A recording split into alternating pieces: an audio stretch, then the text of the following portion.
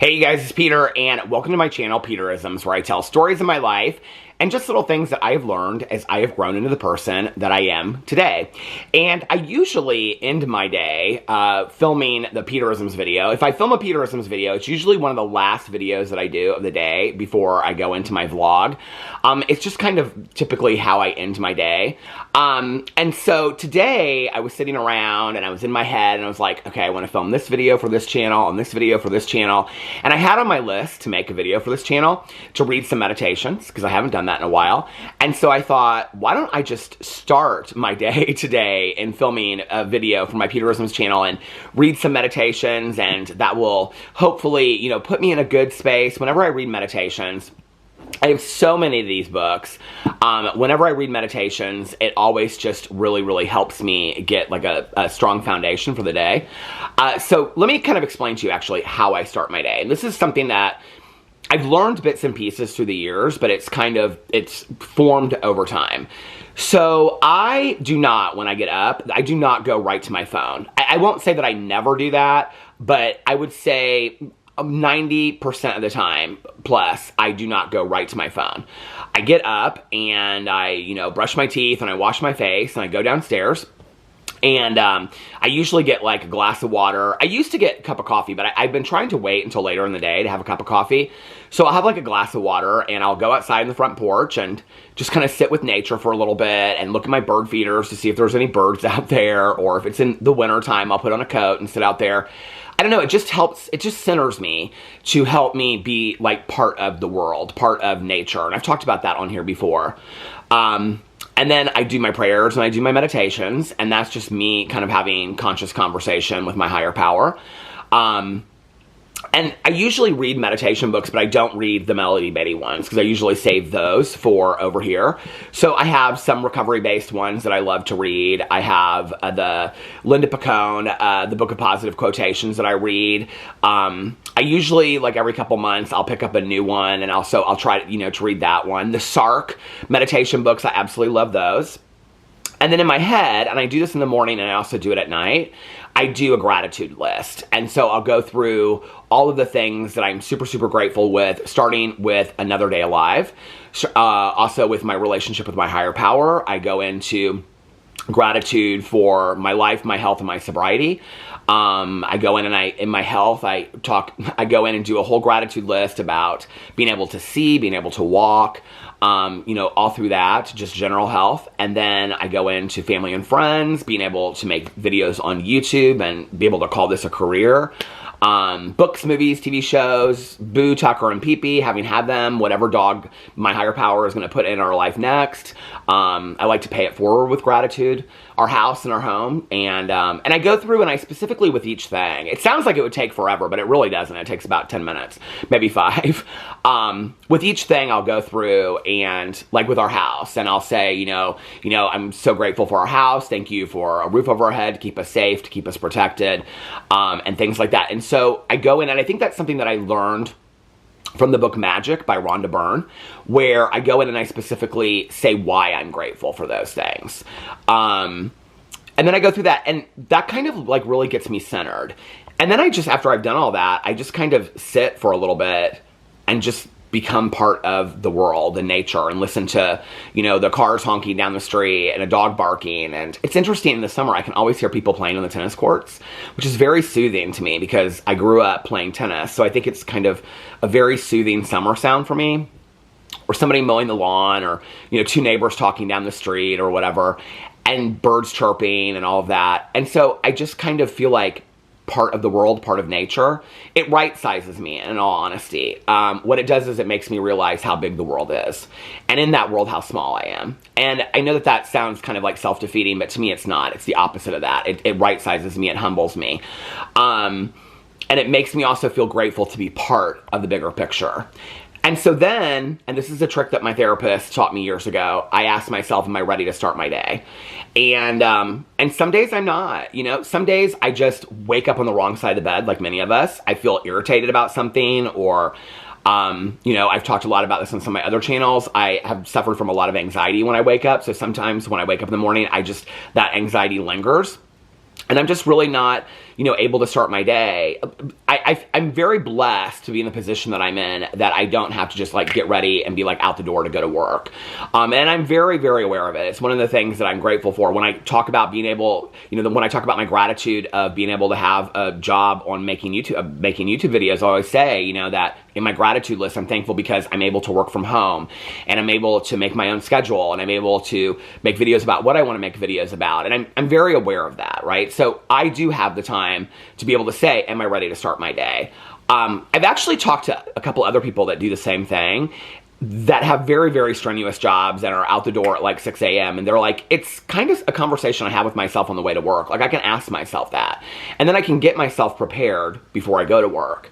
But most days I am ready to start my day. And then and only then is when I pick up the phone and I start reading emails or looking at social media and things like that. And the reason why I do that is because if I'm not centered, as much as I possibly can be, I don't know that I'm ever completely centered on any given day, but if I'm not centered then, or, focused, sometimes, like, if I get a text and the text is like, I need to talk to you immediately, it's like, or something I have to tell you, or I get an email and, it's a bill I wasn't expecting to pay or something like that. It's like, let me give you an example, okay? So we've been having a lot of construction done on our house recently on the outside, and our HOA fees pay for that. And so we've had the roof redone, we've had the painting on the outside done, they power washed all the buildings before and stuff like that. And so, they take care of everything on the outside. Well, we couldn't open our back patio door. And so we couldn't figure out why. Well, the painters and my other neighbors who also got the same thing done said they painted a seal over it so that when the painting was done, our back doors would open again. We have not had, both of our neighbors on either side have their sliding glass doors on their back patios replaced about 2 years ago. And at that point, they were told that they needed to be replaced 5 years, 10 years before that. We hadn't, because ours still worked. It still opened and closed. So Alex was trying to fix it the other day because the painters were gone and we couldn't go outside. And so he said, the whole door, you have to lift it out. Alex figured it out. He's like, you have to lift the whole door out or it locks in place. I mean, it literally will not open. And so I was like, okay, well, let me email the HOA or the management company and find out what's going on. And so I found out from her that when they power wash it, one of the reasons they do that is to find out where there's rotting, and that ours had completely rotted out and we needed to get an entirely new, back door. So that's going to cost quite a bit of money, right? And so, and thankfully we have some savings set aside that we can do that. But 5 years ago, before I started that would have been that's all I would have focused on. I would have just been like, oh my God, blah, blah, blah, whatever. And you know what?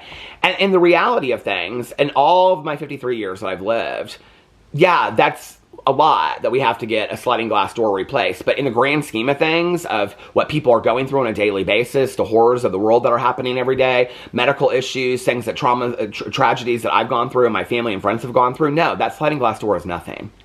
And so I think starting my day off and focusing myself and seeing myself as a bigger part or a smaller part of the bigger picture, I think really right-sizes me.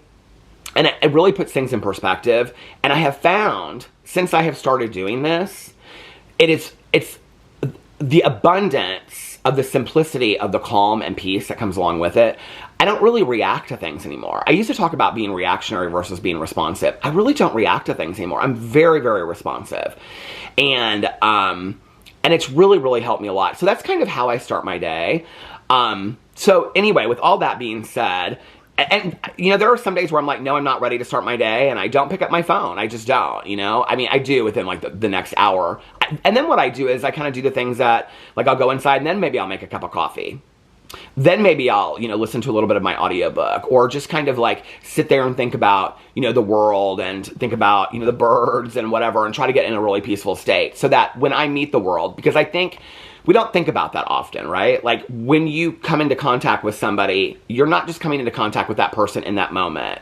You're coming into contact with them the last 8 hours of their life, the last 24 hours of their life, the last week of their life, And so, you don't know that the person that you meet, that you're yelling at in a grocery store, didn't just find out an hour before that their loved one passed away. We don't know that, right? And so for me, it's my job to prepare myself to meet whatever I'm going to meet throughout the day. And some days I'm better than others at that, in all honesty. Some days I get heated still. I'm not a perfect example of anything. I'm still working on it. But that one thing has really, really helped me in life, has really helped me in kind of setting a foundation. And then I go on with my day. So I thought today we would start with some meditations. I haven't read a meditation over here in a while, so I just wanted to share that with you. I've shared that story before about what I do to get my day started. But I brought both of the Melody Beatty books with me. I have not read any in July yet. So I thought we would see what today's meditations were. Today is July 10th. So the meditation in the language of letting go is responsibility. Let's see what the last couple ones were.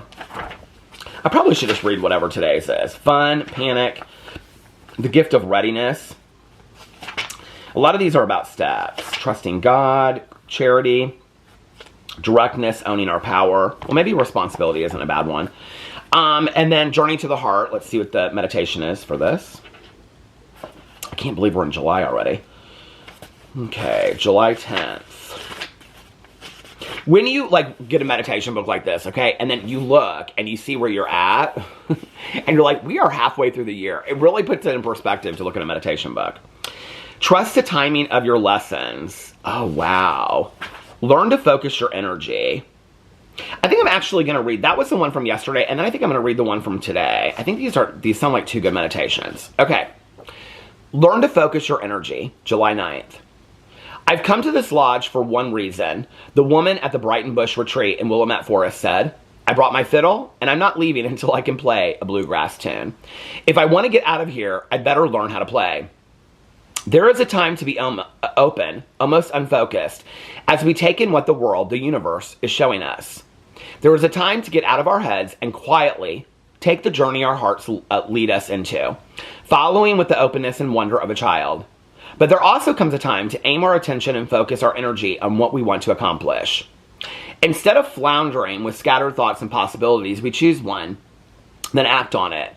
We stay in step with a natural rhythm, but we're pulling our scattered attention together and focusing it as part of that rhythm. To do that, we may have to work through or push away any inner distractions. Moving through our inner obstacles enables us to accomplish our goal, whether that's a task, a particular piece of work, or learning to play the fiddle. Is there something you want to do? Is your heart urging you to learn something, accomplish something, go somewhere, do something? Make it a goal. Focus your energy. Learn to stay focused until you reach that goal. Put yourself in the cabin and don't let yourself out until it's done. Okay, I love this meditation, and I love where it talks about there also comes a time to aim our attention and focus our energy on what we want to accomplish. Instead of floundering with scattered thoughts and possibilities, we choose one, then act on it.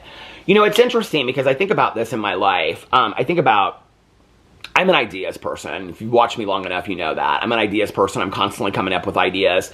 Some of them happen. Some of them never come anywhere near even getting started. I've been like that ever since I was a little kid. You know, I'd be one day making a tent in the bedroom. The next day I was going to write a musical or, not a musical, a play. And, then I was going to do this. And I was always doing stuff. I was always an ideas person ever since I was a little kid. And there's been a lot of ideas that have come to fruition, and there's been a lot of ideas that haven't. I can remember when I decided that I wanted to be part of BookTube, and that was over 9 years ago, and then I had no idea that that would morph into 7 YouTube channels. I had no clue at that time. And I can remember when I started it, people would be like, people in my personal life would be like, oh, are you going to really keep up with this and whatever? And I didn't really honestly know. I didn't. It's like when I started my vlog, that first month that I started my vlog, first 30 days, the vlogs were 10 to 20 minutes long, most of them. And I can remember saying in that first 30 days, there's a vlog or two where I said it, I don't know that I'll keep this up. And I vlogged every single day until our dog Pee-Pee passed away. And then I took some time off. And I've taken time off here and there from the vlog since then. But I vlogged every single day for years on there. And in all honesty, on the vlog, I've vlogged probably at least 300 days a year. Every year that I've ever had it. And this is, I think, the 9th year that I've had the vlog.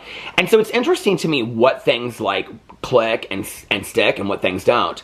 I think for me today, when I come up with an idea, I really think through how committed am I to how much energy do I want to do at this? I'll be honest with you. With all the projects and all the ideas I've had in my life, I don't doubt, I used to be the person that would say, there's no way I can do this. Like, I don't think that I can possibly do this. Like, write a book, or, you know, be in a movie, or, I don't know, get a master's degree or whatever. I was the person that believed I wasn't smart enough, or I couldn't complete that. I don't believe that anymore. I believe that I can accomplish anything that I want to accomplish if I put the work to it. I really, really believe that today. But I also know that with me, I get bored very easily. So if I don't pick the right project, then I'm going to let go of it. And, you know, I think one of the things since being online, before I was online, I didn't really care. But now that I'm online, there's always those one or two people out there that say, see, I knew he wasn't going to finish that. So if you say it, you better come all the way through with it. You know, it's like recently, I started talking about how I wanted to write these cozy mystery series. You know, 10 years ago when I wasn't online, I could care less if I said that. And somebody said, oh, you know, Alex or my friend Tony Jean would be like, are you really going to do that? I'd be like, just watch. And if I didn't, I could care less. You know, and I guess I kind of still feel that same way. But like, I feel like today, living online, like if you say it, you better go through with it. But in all honesty, where I'm at right now with it, it's not a question of whether I can or can't write a cozy mystery series or multiple ones I was looking at. It's really how invested am I in it? Is it something that, I mean, is it really what I want the next part of my life to look like? Like, because for me, I go all in on something, you know? Like, I go all in. Like, if that's going to be what my life is going to look like, then there's going to be dedicated hours to every day. There's going to be a schedule of how that's going to work. Like, that's how it is with YouTube. That's how it is with a lot of things in my life. So the question to me is, how important really is it to me? And I think that's how I ask myself, what am I going to put my energy into? You know, how important is it to me? You know, we get asked all the time. People will say, you and Alex would make such great parents. Why did you guys not want to have kids? Blah, blah, blah, whatever. And I think there's this real misconception that it's because we just don't like, you know, whatever. And it's like, we love our nephews. We're great uncles and things like that. Like, you know, we've had a lot of friends of ours who, like, their kids were young and now they're adults. I mean, we've been together for 17 years. So it's like, we've seen the gamut of it. It's not about that at all. It's not that we don't like, you know, anyway, it's about the fact that that was never a priority to us. That was not where we wanted our time and our energy. And I always knew that if I was going to be a parent, I was going to be the parent that was going to be very invested in and being in the school and, you know, wanting to live in a neighborhood where our kids had friends that were their age and very involved in sports and arts and dance and music and whatever they were involved in. But that was not a priority to me. And I knew that that's who I would be if I was a parent. That would become my life. You know, like, I make jokes about it in some of my videos, but I very much understand the parents that are all in on raising their children, because that's the parent that I would have been. And I think to some degree because that's the parents that I had, you know. My parents weren't like, I mean, I was very involved in sports and all kinds of things when I was growing up, and they did show up, and they were very involved in my school and stuff like that. So for me, I'm not going to pick something for my life unless I'm willing to be, like, all in, unless I'm going to be willing to be fully invested in it. That's just not where my energy was. So that's why it's not a priority for us, you know? We joke and say things like, well, we're very selfish, but that's true. That's part of it. We are very selfish with our time. I like to stay up till 4 or 5 o'clock in the morning, sometimes later, you know? Like, Alex likes to watch TikToks for 3 hours. That's not conducive with being, you know, at a baseball match at 6 o'clock on a morning on Saturday, or dance recitals at 2 o'clock on a Sunday. It just isn't. And that doesn't mean that we don't care about those things or those things aren't important. That means that's not where we choose to put our energy. If we did, those would be the things that we were doing, you know? And I think that misconception is kind of misunderstood sometimes. So I think that for me, what it is I have to ask myself, where do I choose to put my energy? Like, what is this project a project that I'm wanting to do? Like, one of the reasons why after 9 years, I'm still making multiple videos on multiple channels on YouTube is because I love it. And I'm still invested in it. If I wasn't, I wouldn't do it anymore. I would walk away.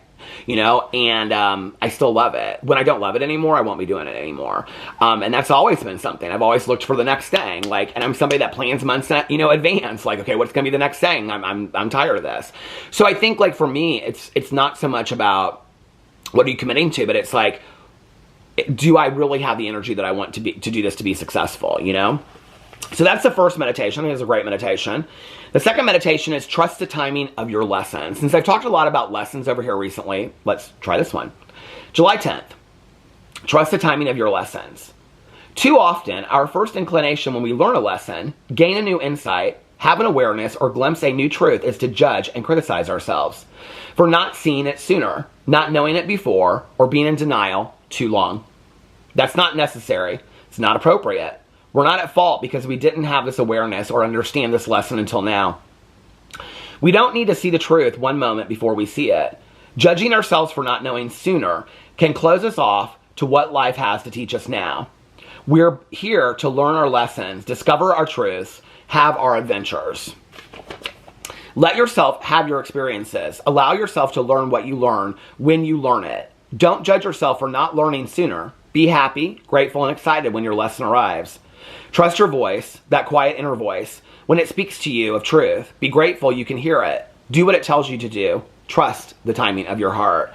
I really, really like this meditation. I think it's something that I understand now that I don't know that I would have understood 20 years ago, in all honesty. I remember reading the book by Dr. Cherie Scott. I've quoted this so many times in so many videos about if life were a game, these are the rules. And I think the second rule is in life there are lessons and lessons are repeated until they are learned. What I know today is that many of the lessons that I've learned in life had to be repeated for me to learn them. They were not lessons that I was going to learn the first time. They just weren't. Whether they were romantic lessons, whether they were life lessons, whether they were choice lessons, recovery lessons, financial lessons, which I think are some of the most difficult lessons to learn in life.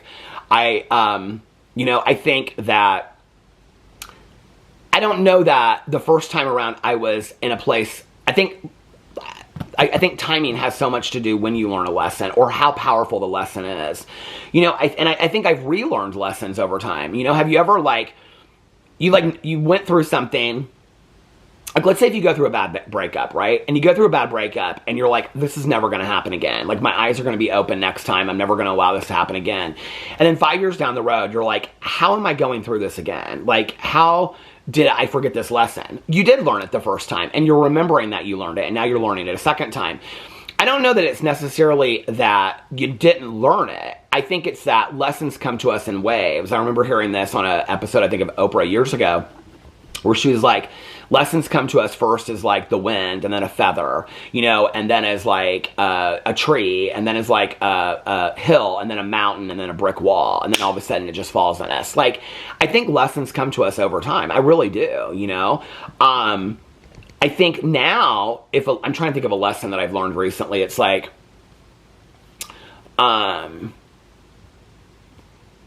think for years and years and years and years, I put a lot of energy into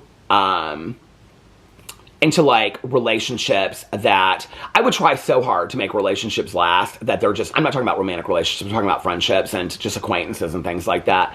And they're just, there just wasn't a lot of reciprocation or people had moved away. And I think I'm at a point now where it's like the meme that you see online that says like, match people where they're at, match their energy. I'm very much that today, which is probably why my circle is very, very small. Like the people that are in my life today, we I call them, they call me, we show up for each other, things like that. It's not like one-sided at all. And I'm not going to say that there aren't times, I think, like in life where relationships are going to be one-sided, that somebody's going to need more from you than the other person needs and vice versa. I think that that's just life. I'm talking about when that's consistently the pattern of the relationship. I really haven't had relationships like that in quite some time.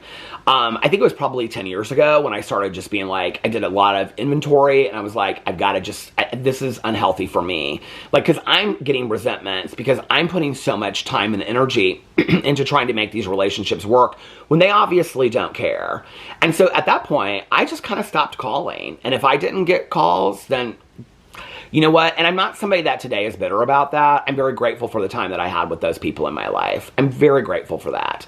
But that's a lesson I kind of had to learn over time. Instead, I would just spin and be like, what's going on and what happened? And I don't understand and blah, blah, blah. And a lot of it really isn't that deep. A lot of it is people get new jobs or get new relationships or have kids,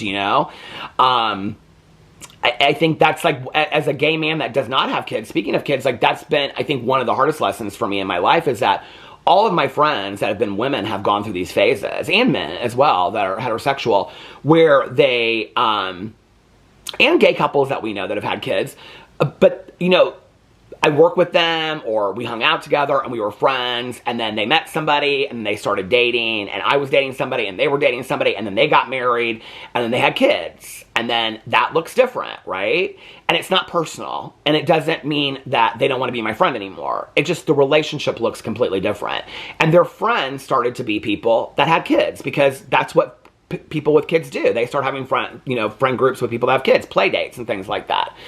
And so just over time, it wasn't personal, but I think I also had to realize that it's important for me to have people around me that have like interests and stuff like that. It's interesting because through the years, a lot of those friendships of mine have as our kids have gotten older, have come back and forth and, all that. But I think maybe that's not a great example. I think today, the lessons that I learned have been repeated many times in my life. And, like what I was talking about with the patio doors. Okay, that lesson 10 years ago, I would have completely stressed out. Where's the money going to come from? We got to get it fixed tomorrow. Okay, a sliding glass door does not need to be fixed tomorrow.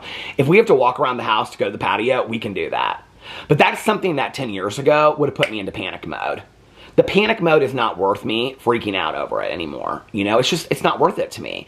And so I think that that's a lesson I've learned. Don't borrow trouble. Don't borrow trouble over things that, there are going to be things that you need to borrow trouble. There's going to be things that happen that that's the time and the moment to get upset about, but not a sliding glass door that needs to be fixed. That can be fixed in 2 months. It can be fixed tomorrow, whatever, but that's not something to panic about. 10 years ago, I would have let it ruin my whole day.